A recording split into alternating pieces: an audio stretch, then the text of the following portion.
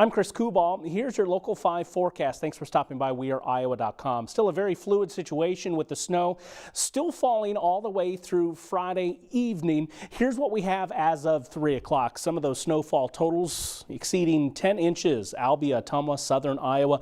The range so far 5 to 11 inches. But it's going to be a very difficult measure considering the amount of wind we have. So snowfall reports coming in through the afternoon have actually been pretty sparse. It's going to be difficult to ascertain exactly how much we did receive, but it's a lot no matter how much you slice it.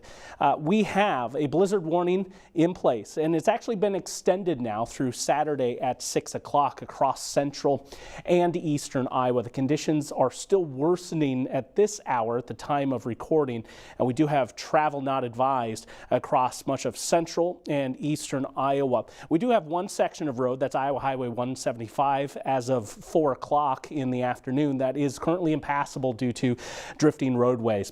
Generally speaking, the less maintenance a road receives, the more susceptible it's going to be to drifting shut. And we're already seeing that on numerous secondary roads across central Iowa.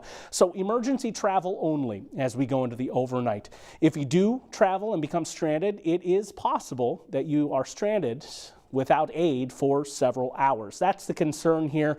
Inside city limits, you'll be able to go about. It will be roads completely covered with snow, but do not venture outside of city limits unless it is an emergency. Winds are gusty overnight, even after the snow does wrap up. And towards late evening, I say by 10 o'clock, we're mainly done. A few more snowflakes traipsing through on Saturday. Not a huge deal in the grand scheme in that regard, but the wind is still going to stay elevated.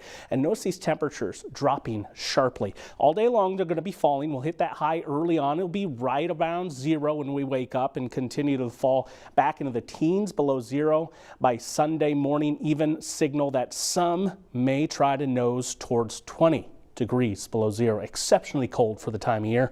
Taking a look at the wind gusts, they stay elevated. Here's Friday at 6 o'clock, around 45 to 50 miles per hour, and slowly tailing off a bit into Saturday morning. But notice it never fully relents and still in that 35 to 40 mile per hour range all day long on Saturday. That means we're going to see those very poor conditions persist. I'm not expecting improvements any longer on Saturday. We're going to have extremely bad conditions on the travel scene, if not impossible altogether, even on some major routes Friday night into Saturday morning.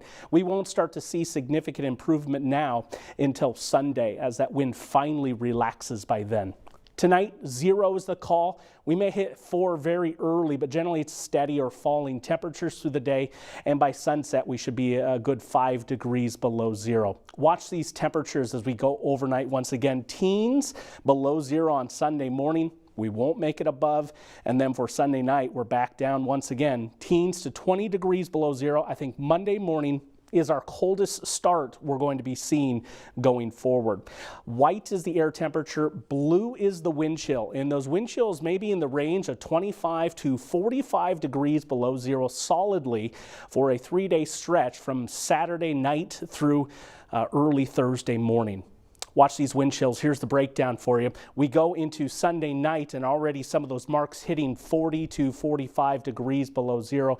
A frigid start to Martin Luther King Day and Caucus Day across the state and staying cold all day long there. These wind chills, they can cause frostbite in as little as 5 to 10 minutes on exposed skin. That's the concern, and if you're trapped out in these elements, ill-prepared to spend time out in them, that's when it becomes a very serious situation.